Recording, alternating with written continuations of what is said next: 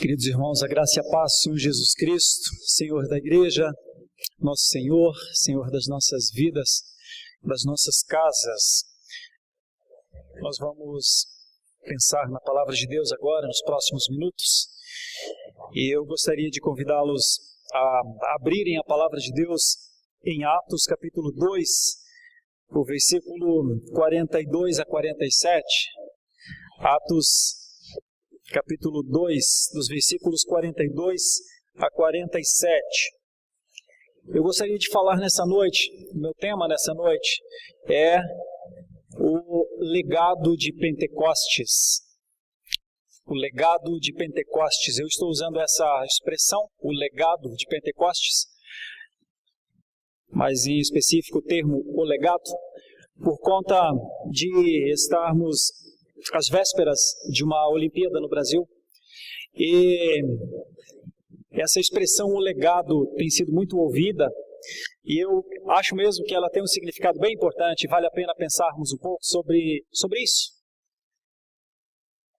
Eu passei nesse breve período de férias que eu sempre faço, tiro 15 dias em janeiro e 15 dias em julho, e eu passei 15 dias no Rio de Janeiro, 7 dias no Rio de Janeiro, uma semana na verdade, no Rio de Janeiro.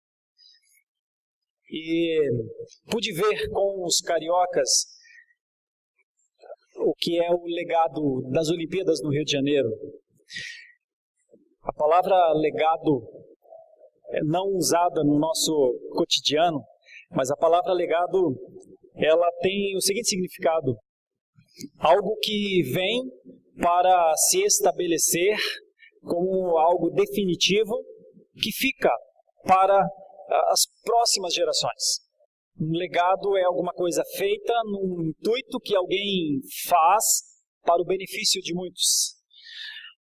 Em âmbitos jurídicos, o legado é alguma coisa que alguém beneficia outra pessoa, como que num testamento. No âmbito da economia, dos sistemas governamentais, são obras de duração significativa, que trazem às pessoas daquela geração e de outra geração benefícios realmente importantes. Mas um legado ele sempre pode ser aprimorado. Então, eu fiquei pensando sobre o legado das Olimpíadas de maneira positiva e comecei a buscar o significado do legado das Olimpíadas no Brasil em algumas coisas, como por exemplo aquilo que a gente vê na TV sobre as Olimpíadas. E qualquer propaganda na televisão sobre Olimpíadas vai mostrar muitas coisas, menos o legado das Olimpíadas. Vai mostrar a alegria dos atletas, vai mostrar a disposição dos países de virem para o Brasil, vai mostrar as preocupações em sociedades estabelecidas, estabilizadas em termos de segurança, chegarem ao Brasil com o risco de talvez não ter a mesma segurança que eles têm em seus países. Âmbito da saúde, todas as preocupações, qualidade de equipamentos, se a Vila Olímpica é boa, não é, atende, não atende, enfim. Quase tudo que se fala sobre Olimpíadas, fala-se acerca destas coisas. Quase nada sobre o legado, sobre realmente o que um projeto como esse traz para uma cidade ou até mesmo para um país. E essas coisas que nós vemos das Olimpíadas, praticamente nada tem a ver com os benefícios que um momento como este trazem à cidade do Rio de Janeiro. Mas trazem sim benefícios, e eu vi alguns, por exemplo, mobilidade urbana, por exemplo, túneis que facilitam o deslocamento das pessoas. E uma das coisas que mais me impressionou, existe uma zona do Rio de Janeiro que se alguém mora naquela zona e precisa trabalhar no outro extremo, precisa obrigatoriamente gastar 2 horas hoje de tempo para ir até esse local. Não tem como fazer em menos de 2 horas. Mas com o sistema de VLT, então essas pessoas conseguirão fazer esse trajeto em pouco mais de 30 minutos. Então imagine você, alguém que sempre gastou 2 horas, agora passará a gastar só 30 minutos. Legado é alguma coisa que é estabelecido, que perdura, mas que com o tempo precisará de reforma, precisará de ajuste. Então imagine essa linha que facilitará em 1 hora de economia de tempo, que esses trilhos desse VLT, o veículo leve sobre trilhos, eles se desgastam e eles precisam de ajustes, de acertos. Mas ninguém poderá ir um determinado dia e lançar uma marreta sobre um desses trilhos e falar: eu contribuo com o Rio de Janeiro, quebrando essa via de acesso com uma marreta. A única forma de contribuir para este legado é aprimorando este legado. Pois bem, eu já estou falando do legado de Atos 2, 42 a 47, usando como exemplo o legado das Olimpíadas no Rio de Janeiro, que é algo que vem para que as próximas gerações possam usufruir benefícios, os moradores daquela cidade principalmente, mas que exigirá deles a continuidade, a manutenção, o cuidado deste legado. Pois bem, vamos transportar isso para Atos 2,42. Qual seria o legado de Pentecostes? Se você olhar para o texto, e nunca é demais ler Atos 2,42 a 47, eu já estou na terceira meditação de Atos 2,42 a 47, e ainda penso que pelo menos mais 2 vezes eu quero voltar a Atos 2,42 a 47 antes de caminhar. Está escrito assim: e perseveravam na doutrina dos apóstolos e na comunhão, no partir do pão e nas orações. Em cada alma havia temor, e muitos prodígios e sinais eram feitos por intermédio dos apóstolos. Todos os que creram estavam juntos e tinham tudo em comum. Vendiam suas propriedades e bens, distribuindo o produto entre todos, à medida que alguém tinha necessidade. Diariamente perseveravam unânimes no templo, partiam pão de casa em casa e tomavam as suas refeições com alegria e singeleza de coração, louvando a Deus e contando com a simpatia de todo o povo. Enquanto isso, acrescentava-lhes o Senhor dia a dia os que iam sendo salvos.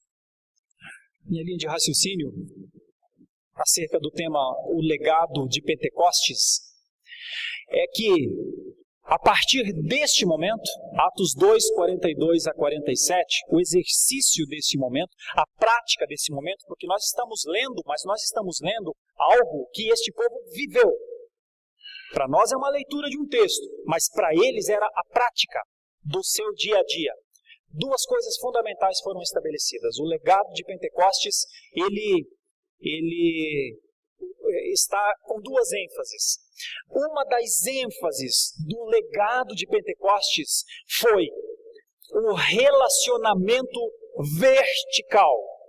Foi o levantar os olhos e contemplar a glória de Deus. O primeiro ponto fundamental é que esse texto mostra uma maneira nova de viver com Deus. E a segunda ênfase é uma maneira também nova de olhar para o ser humano que está próximo dele. Então, eu gostaria de dividir Atos 2, 42 a 47, sob o tema o legado de Pentecostes, nessas 2 ênfases. A maneira como a igreja conheceu, entendeu, passou a amar a Deus sobre todas as coisas. E a segunda, a maneira como essa igreja entendeu, ficou claro para eles, eles começaram a viver isso. Como era amar ao próximo como a si mesmo, como nós lemos no início da nossa liturgia. Vamos pensar um pouco sobre a primeira ênfase do legado de Pentecostes. Amar a Deus. Compreender, buscar, aprender, querer, insistir, permanecer com Deus. Como foi isso na vida deles? Veja Atos 2, 42 em diante. Eu vou pensar pelo menos 5 ideias aqui, voltadas a este conceito. Deus não é o Senhor das leis. Deus é o meu Pai. Deus não é o Criador do universo. Ele pastoreia os meus caminhos. Deus não é aquele que está esperando eu errar para dizer ou para me julgar. Deus, quando entrega, quando propõe, eis que eu coloco diante de ti vida e morte, ele diz, mas vai, escolhe a vida. Estes conceitos, eles são novos para essa igreja. Por isso, eles quebram um paradigma até então estabelecido. Por isso, eles redimensionam a adoração. E é aqui que nós temos a primeira ênfase do legado de Pentecostes. Os olhos deste povo estavam realmente em Deus, na sua pessoa, na sua forma de conduzir as suas vidas. Vejam algumas coisas. A primeira ideia está ainda no versículo 42, que eles perseveravam na doutrina dos apóstolos. E essa doutrina dos apóstolos, de onde havia vindo? Como ela havia chegado a eles? Quem havia trazido? E então essa igreja se importava em conhecer mais de Deus. Saber mais das coisas do alto. Saber mais das instruções que até então estavam veladas. Meus irmãos, pensem num conceito de instruções de convivência com Deus velada. Pense em 400 anos de silêncio, sem profetas. Pense no relacionamento difícil do povo de Deus que nunca conseguia reagir positivamente às instruções dos profetas do Antigo Testamento. Pensem nos níveis corretivos de Deus que vão aos legisladores do Antigo Testamento, aos juízes. Pensem. Era essa maneira que essa igreja queria continuar a viver com Deus? Bom, mas a igreja nova, o legado que Pentecostes veio trazer a essa igreja, a igreja nova, era que Deus tinha alguma coisa a lhes falar acerca da vida, acerca do que Ele queria, acerca do que Ele estava fazendo. Então, notem que tem uma verticalidade na perseverança da doutrina dos apóstolos. Veja o versículo 43. Em cada alma havia temor. Era dos apóstolos? Era dos pregadores? Não! Era do Deus que agora havia manifestado o entendimento daquelas pessoas que estava considerando aquele tempo plenitude. Então, eles sabiam que estavam ouvindo ensinamentos de pessoas que haviam visto as miríades de anjos, que sabiam, estava sendo relatado que quando um menino nasceu, anjos proclamaram. Eles estavam ouvindo ensinos de pessoas que haviam estado no Monte da Transfiguração. Eles estavam diante de pessoas que inexplicavelmente curavam pessoas com a sua sombra. Então, perceba a intensidade da plenitude de Deus nesse tempo. E isso gerava neles um entendimento de cuidado. A ideia de temor aqui muito forte olha, pensemos bem sobre as nossas vidas porque Deus está agindo. Pensemos bem sobre nossas escolhas porque Deus está nos instruindo. Pensemos bem sobre os resultados da nossa vida, porque hoje, para o bem ou para o mal, Deus está entre nós. Deus nos fala através desses homens. Então, a verticalidade, o temor, é um temor acerca de quem Deus é. Muito semelhante ao que muitos profetas haviam sentido no Antigo Testamento, mas não praticado nos tempos de Jesus. Vejam ainda mais sobre a verticalidade, a maneira de amar a Deus. O versículo 44 diz que todos os que creram estavam juntos. E essa expressão, todos os que creram, era o quê? Era crer na palavra do apóstolo porque ele era eloquente? Era crer no novo sistema porque estava decepcionado com o antigo? Não. Não. Eles estavam crendo em coisas como, por exemplo, a vinda do Filho de Deus mesmo. Eles estavam crendo que promessas estavam sendo cumpridas. Eles estavam crendo que Deus havia invadido, entrado e agora habitava, falava, se comunicava com eles de uma maneira que eles podiam entender. Veja ainda mais acerca da verticalidade, dentro do conceito do legado de Pentecostes. O versículo 46 diz que eles perseveravam unânimes no templo. E a ideia de viver, de estar ali naquele lugar, era porque ali era falado da palavra de Deus. Era porque ali era lido. Então o estar no templo não era o estar naquele local, porque aquele local era um local agradável, a temperatura era boa, aquele era o local para descanso dos trabalhos. Não, aquele era o local para ser aproximado dos ensinos do alto. Então, no legado de Pentecostes, a primeira ênfase é que um povo foi ensinado a viver com Deus de uma maneira diferente do que vivia.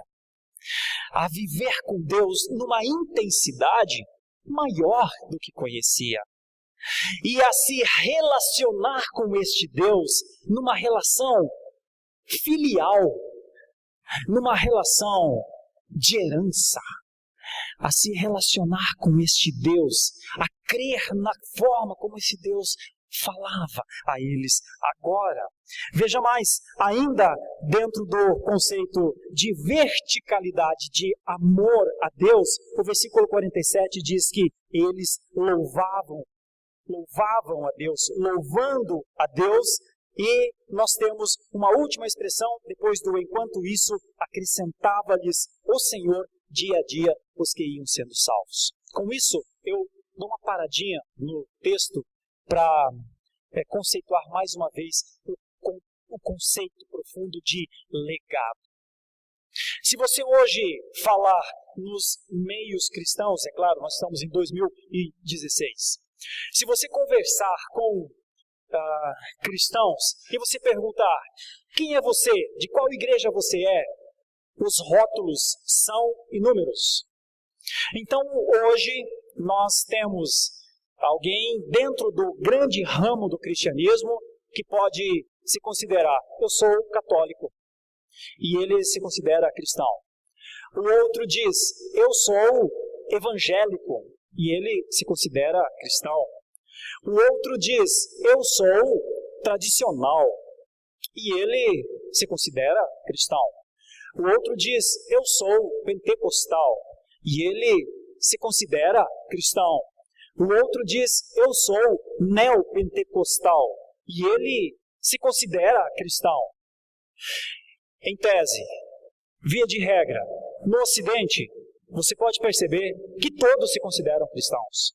A minha pergunta, destes 5 ou 6 ramos, rótulos macros, destes 5 ou 6, você considera todos eles cristãos?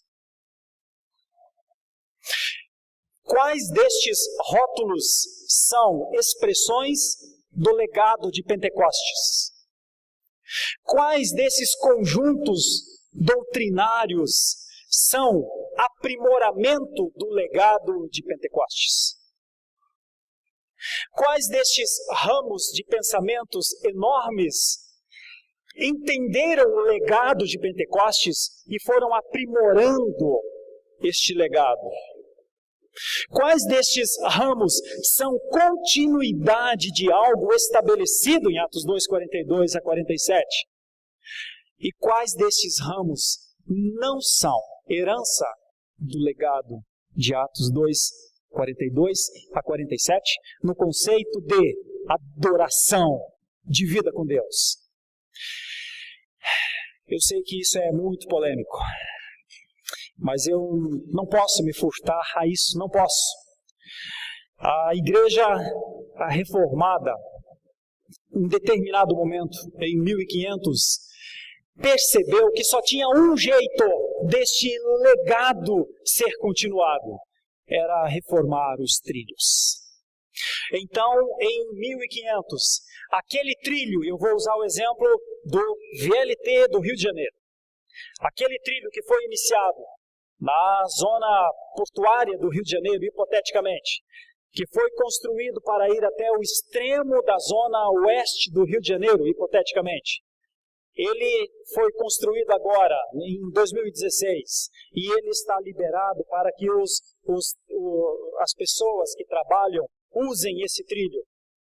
Em algum momento esse trilho vai se desgastar e ele precisará de conserto, ele precisará de ajuste. Ele precisará, de alguma forma, que ele volte a ser o trilho que antes as pessoas precisavam 2 horas para andar, mas por causa daquele trilho, por causa daquele legado, agora, em 30 minutos, elas fazem o trajeto. Então, em algum momento, este trilho precisará de reparos. E foi isso que a reforma protestante do século XVI veio fazer, com um legado fundamental de Atos capítulo 2, quando a igreja primitiva nasceu. E a igreja primitiva nasce com um conceito de vida com Deus, que com o passar do tempo foi se perdendo. Bom, quais são estes conceitos de vida com Deus que foram se perdendo com o tempo? Vou citar quatro ou cinco coisas que foram vistas nos cristãos, principalmente do segundo século. A igreja do segundo século, que é então do ano 100 para frente, logo após a morte dos apóstolos, a igreja do segundo século entendeu com muita clareza a divindade de Jesus. Ela entendeu que Jesus era Deus. Ela entendeu que Jesus era o Filho de Deus, que o Espírito Santo era Deus. Que eles, a Trindade, em conjunto, que a Trindade agia de uma maneira a que Jesus não fosse um anjo, não era um semideus, mas o próprio Deus do céu. Olha, isso é um legado. Trindade é um legado. Por isso, quando você percebe movimentos que negam a Trindade, são movimentos que consolidam o legado ou são movimentos que não fazem parte do legado? Obviamente que não fazem parte do legado. Então, desses movimentos todos que eu citei no começo, certamente, entre católicos, entre evangélicos, entre protestantes, entre pentecostais, entre neopentecostais e outros movimentos novos, se começa a perceber que tem movimento que nega a Trindade. Esse é o negar a Trindade. É um ajuste que se faz no legado, no trilho, ou é uma marretada que se dá em cima do trilho? Percebem? Por que a igreja reformada não considera muitos segmentos como igreja? Ela não pode considerar, porque muitas igrejas não são fruto de um ajuste, de uma reforma no legado de Atos 2,42. Elas são uma marretada no trilho para destruir as suas estruturas. Vejam mais. Os cristãos do primeiro século entenderam claramente a encarnação. Eles entenderam que Jesus havia tomado sobre si um corpo humano real. Então, Jesus Cristo era um ser que Deus, na sua imensa graça, havia se condensado em uma pessoa. Ele era um ser vivo, real, existente. Ele era aquela pessoa. Viveu naquele tempo. Os apóstolos disseram: a este que temos visto, que temos tocado. Mas destes movimentos que eu lhes falei, os 5 grandes compartimentos de cristãos no mundo, para muitos, a pessoa pode ser cristão sem acreditar no Jesus que verdadeiramente existiu, que viveu. Para muitos, o Jesus que elas têm é o Jesus que elas criam, no sentido de criar. Eu crio o meu Jesus. O meu Jesus não faz isso. E está cheio de gente com o seu Jesus. O que é isso? Isso é fruto, resultado de um aprimoramento no legado de Atos 2, 42 a 47?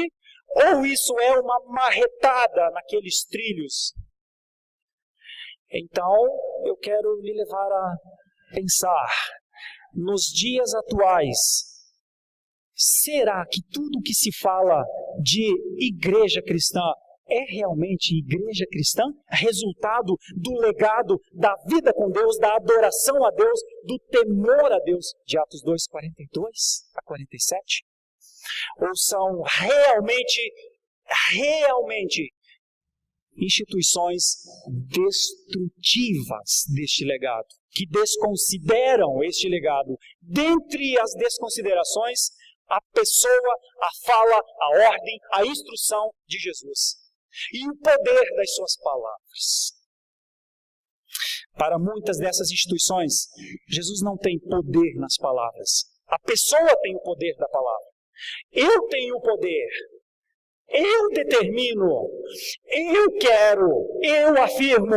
Eu decreto. Que eu, cara pálida.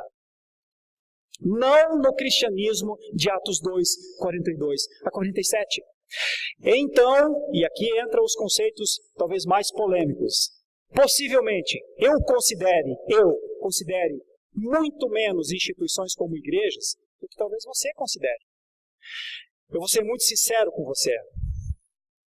Eu considero igreja, verdadeiramente igreja, pura, como igreja pura, aquela que lá na reforma do século XVI, quando foi trabalhado para reformar aqueles trilhos que estavam sendo gastos, uma igreja comprometida com a fiel exposição da palavra de Deus, uma igreja comprometida com a correta administração dos 2 únicos sacramentos. E então eu já desconsidero igrejas que não consideram esses sacramentos como sacramentos.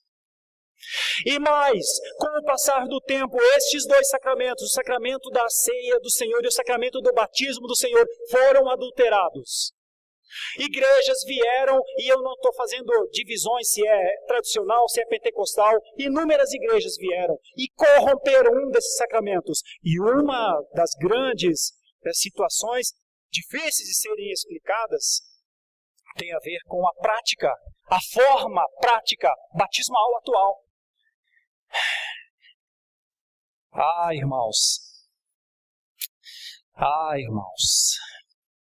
a maior parte das igrejas atuais são igrejas reformadas para manter o legado de Atos 2, 42 a 47, ou são marretadas para destruir este legado? Pense comigo.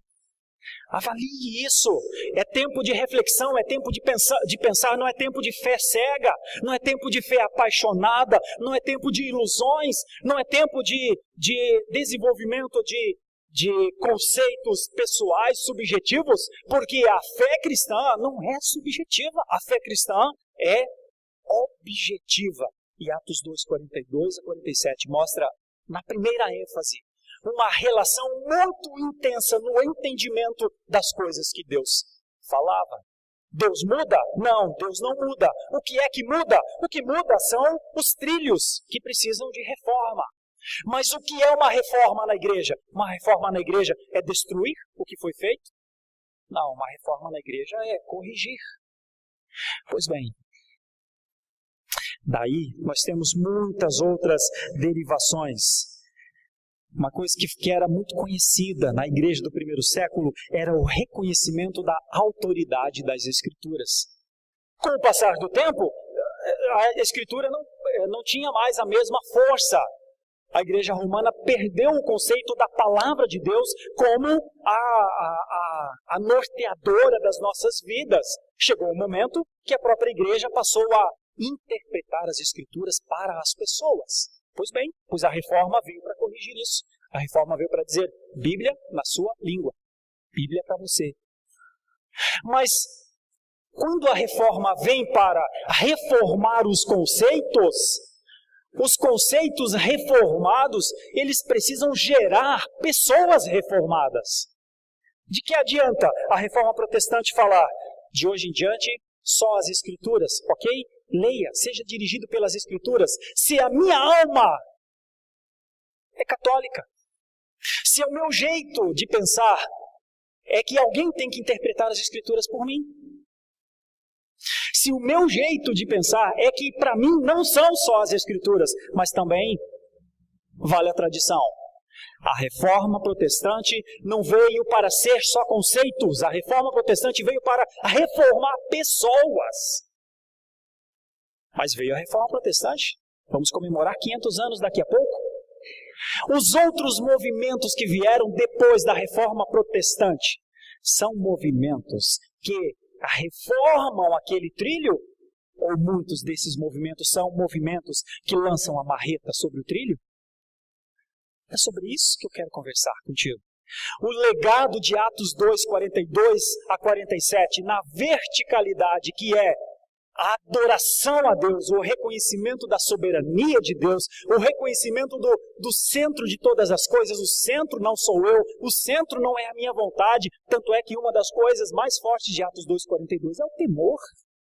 Temor. Raciocine rapidamente sobre o que é temor a Deus. Temor a Deus nos meios evangélicos atuais.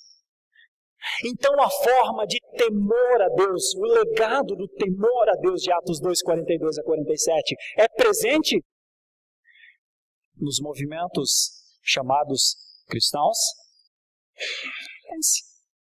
Pense, porque se nós não entendermos isso, nós nunca vamos entender para onde nós temos que correr quando estamos correndo o risco de nos desviarmos, quando estamos correndo o risco de não andarmos mais como viveu a igreja primitiva.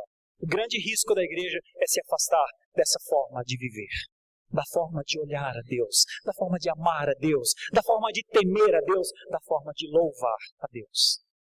Perde a noção do Senhor Deus como o centro absoluto e você estará fora dos trilhos. Veja a outra ênfase.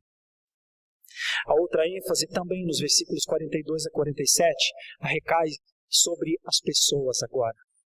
Então, se uma ênfase do grande legado de Atos 2,42 é olhar para Deus e viver com Deus e querer ficar mais com Deus e se importar com as coisas de Deus e dedicar cada vez mais tempo ao conhecimento desse Deus, conhecer a esse Deus, continuar a conhecer esse Deus, não se conformar com o conhecimento desse Deus, amar as suas palavras, orar sem parar, não querer se desviar, não querer se ausentar, gostar de ler as suas escrituras, porque elas são o melhor alimento, olhar para Ele e perguntar, Senhor, o que mais o Senhor tem? O que mais o Senhor quer falar? O que mais as suas escrituras dizem que eu ainda não vi? Senhor, além de todas as escrituras que eu já li, o que mais o Senhor pode falar através dos teus filhos, dos escritores, dos pregadores, enfim, tantas outras coisas. Esse é um legado muito forte de Atos 2,42. É uma nova maneira de viver, é um novo jeito de ser. É um amor diferente, é um amor mais intenso, é gostar, é querer, é amar, é temer, é se importar, é colocar sua vida para que o diretor dessa vida não seja mais essa massa cinzenta aqui dentro desse pensamento, mas as escrituras, a vontade de Deus. Seja feita a tua vontade, Senhor, na minha vida. Nos segmentos cristãos dos dias atuais, todos podem dizer, seja feita a tua vontade, Senhor, como o Senhor Jesus ensinou os seus discípulos? Ou é, Senhor, eu estou aqui para pedir a sua ajuda para que seja feita a minha vontade? E por isso eu digo para você, sem medo das polêmicas, eu considero muito poucas ou bem poucas igrejas atuais como igrejas. Para mim, a grande maioria, infelizmente, isso tem explicação. Isso ocorre num momento americano de um exagero de piedade, de busca por piedade, em que se considerou que as escrituras eram muito áridas, as instruções eram muito duras, os 10 mandamentos eram muito pesados, a maneira de viver, como Jesus disse nas bem-aventuranças, que era para viver com humildade, com paciência, considerando os outros como maiores do que eles, e isso era tudo muito pesado. Vamos orar, vamos falar com Deus, vamos falar da nossa vontade a Deus. E daí surgiu o pietismo, e aí fechou-se as escrituras. Quando fechou-se as escrituras, boa parte dos movimentos que vieram depois dos anos 1800, ainda que se pareçam com igreja, não são igrejas. Porque elas não são resultado do legado de Atos 2,42 e nem continuidade da reforma protestante do século XVI. O único grande movimento mundial de restauração. A maior parte dos grandes movimentos que vieram depois não foram para restaurar a visão bíblica, a visão de Atos dos Apóstolos, foram para encontrar as respostas que o ser humano sempre disse que não tinha. E então a boa parte dos movimentos que nós temos hoje considerados como igreja não são puros, não são reformas de trilhos, são invenções, são pecados. Boa parte das grandes instituições são ajuntamentos guiados por homens perdidos. E eu gostaria que você refletisse sobre isso. Qual é o legado de Atos 2,42 no relacionamento com Deus na sua vida? Como você vê Deus? Quem é Deus? Como Ele fala contigo? Qual é a maneira de Ele falar contigo? Ele fala todo dia contigo via Escrituras?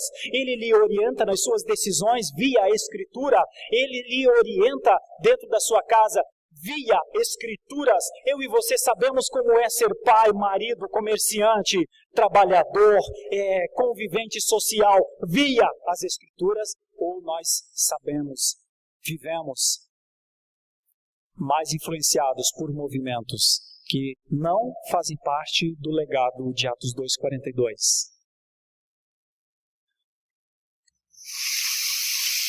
Deixa eu lhes falar da segunda ênfase, que é a ideia horizontal. Se a primeira é uma ideia vertical com Deus, a segunda é uma ideia horizontal. E nós temos aqui a primeira coisa, em Atos 2,42 ainda, a palavra comunhão. A palavra comunhão, irmãos, nunca é demais falar. A palavra comunhão é o que nos torna um. É uma ideia de comum. Comunhão é nós sermos um. A comunhão é olharmos uns para os outros e termos saudade uns dos outros. Não de um ano, de 2 anos, de uma semana que ficamos longe uns dos outros. A palavra comunhão é olhar para a pessoa, conviver com a pessoa e de alguma forma querer ser para ela um bem, um benefício. É conviver com os nossos irmãos e irmãs, se importando sobre como ela está. Comunhão é a antítese do individualismo. A comunhão significa porta aberta, carona do carro, dinheiro emprestado. Comunhão significa disposição para que a pessoa fique mais forte do que é sozinha. Comunhão é saber que você pode ser útil para que alguém que esteja prestes a cair não caia, porque você está ali. Porque você está ali para dar a mão. O legado horizontal de Pentecostes tem a ver com gente, com pessoas, com cuidado mútuo. Tem a ver com alteridade, que é se colocar no lugar da outra pessoa. Então, meus irmãos, todas as vezes que você encontrar nos grandes movimentos, dos quais eu já citei na primeira parte da meditação, seja no movimento católico, seja no movimento evangélico, seja no movimento pentecostal, seja no movimento neopentecostal, todas as vezes que você encontrar individualismo ali, isso é o quê? Isso é um avanço no legado de Atos 2,42 ou isso é uma marretada no legado de Atos 2,42? Então, quando grandes movimentos colocam a pessoa no centro da religião, são heresias. São grandes movimentos chamados de igrejas, que na verdade são grandes ajuntamentos para o desenvolvimento do egoísmo próprio. E muitos conseguem, e chegam, e alcançam ao ápice do egoísmo próprio, usar a religião para o seu bem particular, para a sua vitória. Ah, meus irmãos, isso nada tem a ver com comunhão, isso nada tem a ver com o partir do pão, que está aqui em Atos 2,42 ainda. Meus irmãos, veja a ideia do versículo 43, os prodígios e sinais que eram feitos, o cuidado daquelas pessoas para com as necessidades dos outros. Meus irmãos, veja o conceito no versículo 44, eles tinham tudo em comum. Primeiro que eles estavam juntos e depois que eles tinham tudo em comum. A ideia não é só financeira, não. A ideia é que os segredos não eram muito bem-vindos. As particularidades não eram muito bem-vindas. Os excentrismos não eram muito bem-vindos, não na comunhão. Então, quando qualquer um destes movimentos que eu já citei dão vazão ao homem ser uma ilha, se ilhar uns dos outros, o que eles são? Um resultado do legado de Atos 2:42 no sentido de mutualidade? Ou são uma marretada no trilho do VLT que foi se desgastando e que agora alguém diz, esse trilho não está tão bom. E então rompe com a possibilidade daquele trilho continuar a fazer o bem. Veja mais. A Bíblia diz que eles tinham um tipo de preocupação sobre como as pessoas estavam nas suas necessidades. E hoje pela manhã, de maneira coincidente, inclusive, o pastor Humberto falou aqui pela manhã e leu um filósofo cristão, Aristides, que eu havia separado aqui para falar um pouquinho. Aristides, ele, no ano 125 depois de Cristo, ele falou sobre os cristãos. Ele falou sobre o legado cristão. Ele falou sobre como era este povo. Veja como era o povo cristão lá pelo ano 125. Aristides escreveu assim sobre os cristãos. Eles estão sempre dispostos em denunciar o pecado. E eles não reagem quando são atacados. Eles nem se defendem. Olha que coisa. Os cristãos são pessoas morais e retas. É Aristides, um filósofo, falando ao imperador de Roma sobre como eram os cristãos do segundo século. No meio deles, a mulher devassa torna-se casta. E veja, eles têm uma história de um escravo inútil que torna-se um servo fiel. No caso de Onésimo. Aparentemente, eles, quando se tornam cristãos, abandonam completamente os crimes que praticavam antes. Os cristãos, isso é Aristides falando, os cristãos andam com uma impressionante humildade e bondade. A falsidade não é encontrada neles. Aristides falando, e eles verdadeiramente se amam. Eles não desprezam a viúva, não entristecem o órfão, aquele que tem distribui generosamente para aqueles que não têm. Se eles veem um estranho, eles o trazem para debaixo do seu teto e se alegram com ele como se fosse o seu próprio irmão. Eles se chamam irmãos. É Aristides falando dos cristãos no ano 125 depois de Cristo. Se chamam cristãos não segundo a carne, mas segundo o Espírito de Deus. Mas quando um dos seus pobres passa deste mundo, então eles fornecem tudo para o seu enterro, segundo a sua capacidade. E se eles ouvirem que qualquer um do seu grupo é preso ou oprimido em nome do seu Messias, por conta das perseguições, todos eles fornecem de tudo para as suas necessidades. E se possível, assim que ele passa a ser liberto, eles pagam a fiança por ele. E se não houver entre eles um homem que é pobre ou necessitado, e eles têm em abundância, então eles jejuam 2 ou 3 dias depois se organizam para que possam atender os menos necessitados, então não muito necessitados, mas menos necessitados, com mais comida, com mais qualidade. O número de cristãos, diz Aristídeis, lá no ano 125, cresce regados pelo bom testemunho que lhes outorga crédito. Irmãos, qual é o legado de Atos 2, 42 a 47, no que diz respeito a amar ao próximo como a si mesmo, como lemos na liturgia? Essa prática.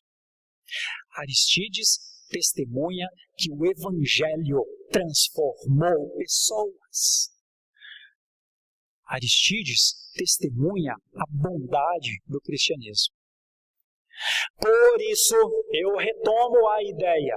Todos os segmentos que se chamam cristãos, católicos, evangélicos, pentecostais, neopentecostais, pelo menos as quatro grandes correntes atuais. Se qualquer uma delas não preza pelo legado de Atos 2, 42 a 47, no que diz respeito a amar ao próximo como a si mesma, deve ser considerada como uma continuidade dos ensinos cristãos da igreja primitiva, ou deve ser considerada uma heresia, um ensinamento novo, um ensinamento que não está na igreja primitiva.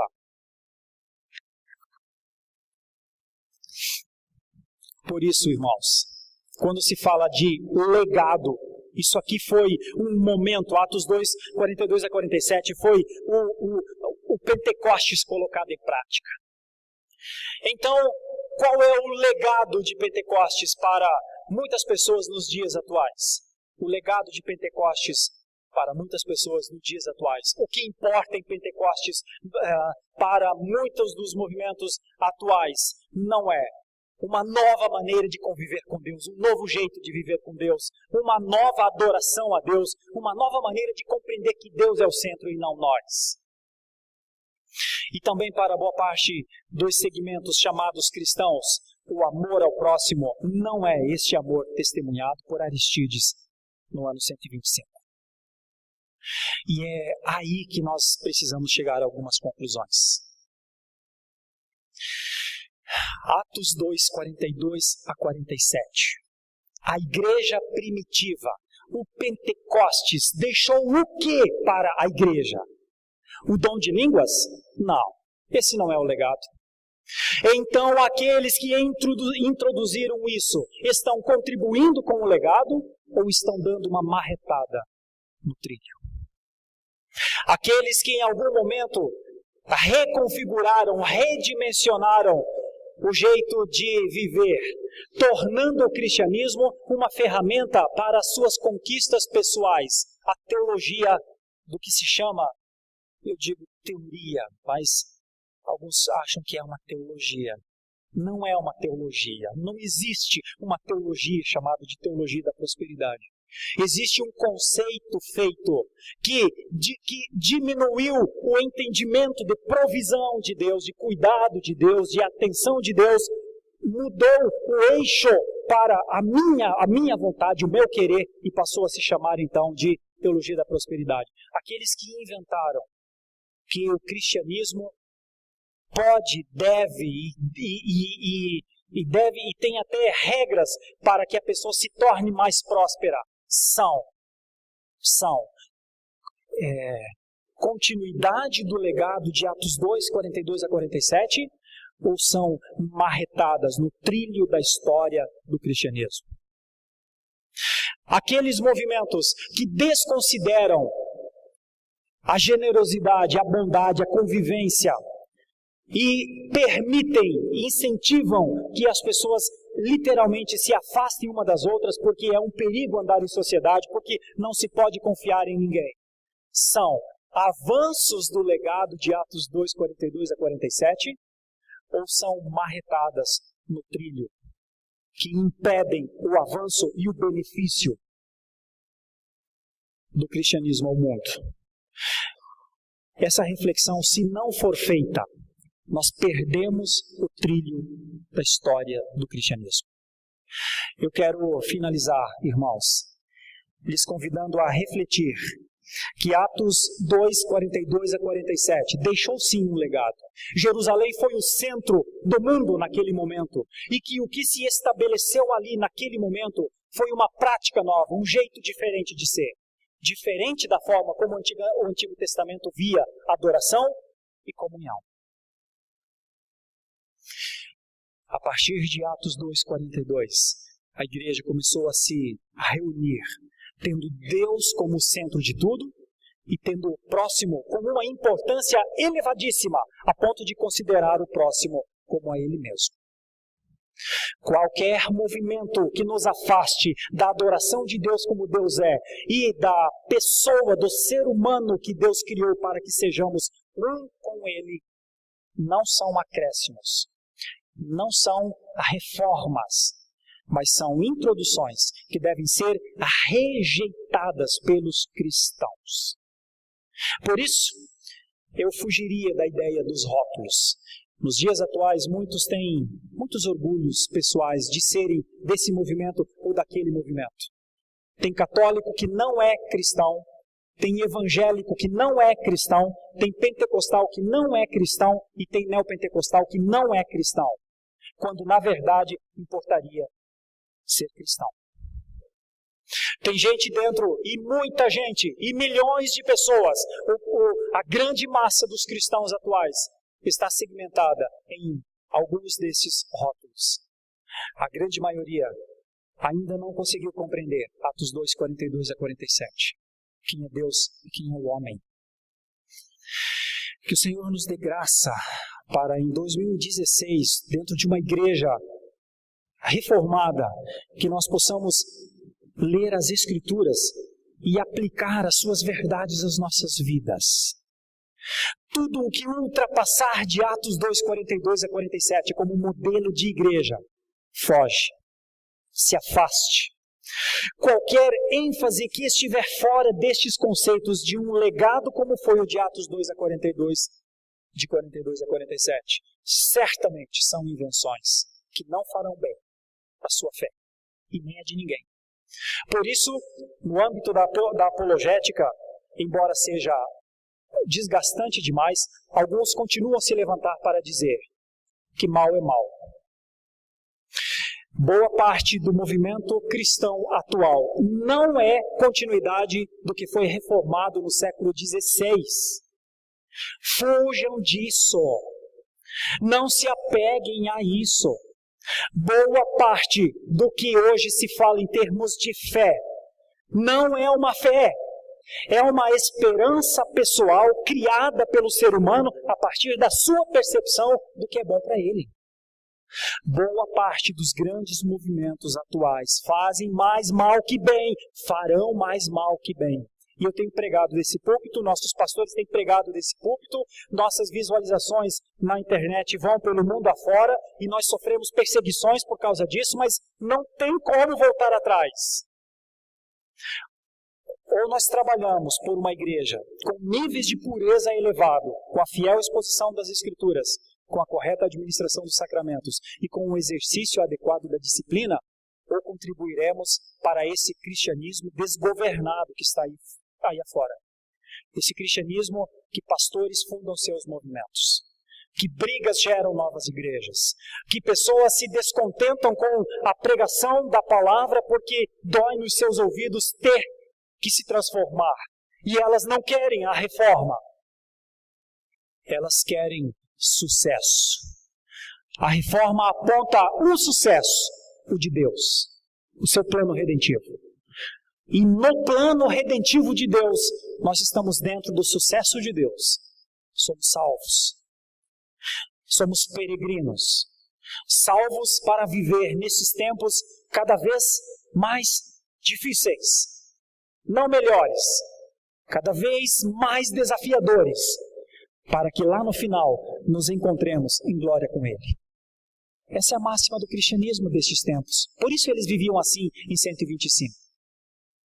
Que o Senhor nos dê a graça para vivermos um cristianismo em que Deus é Deus e que o nosso irmão é irmão.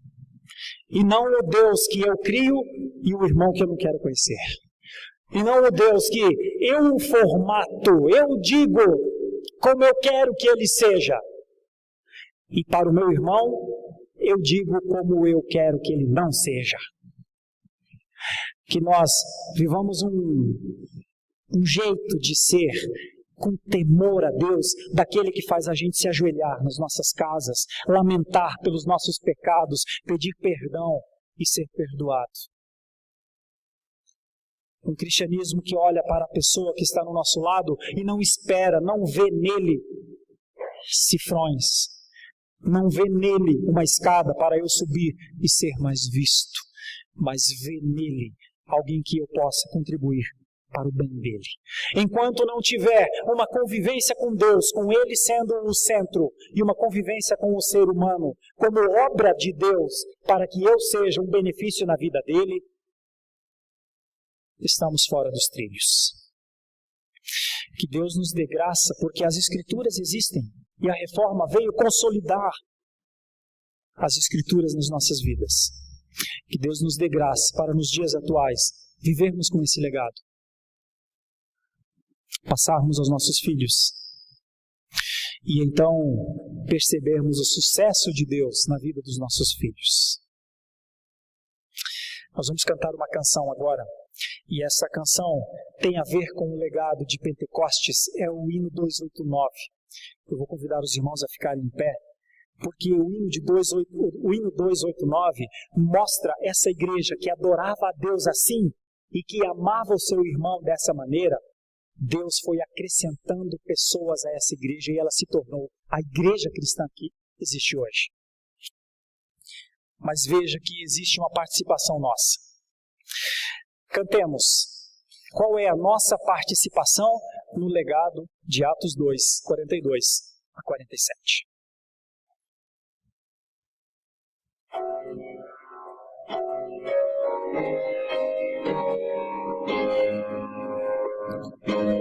Os milhões de trevas já se perdido sem o Salvador.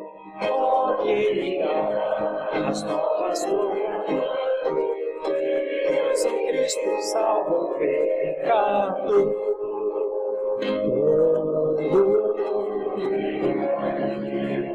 Na terra como no céu, e de anunciar, me convosco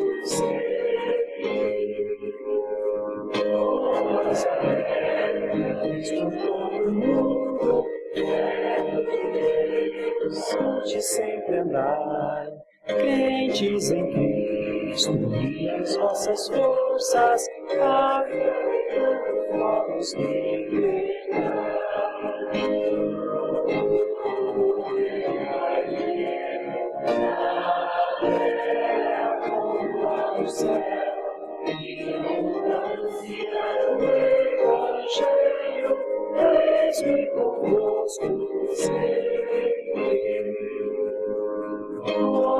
Desapressa o Deus em que os inimigos todos subirão em corrupção, excelso jubiloso, eternamente glória a ti para o Pai meu, na terra como lá no céu, e de uma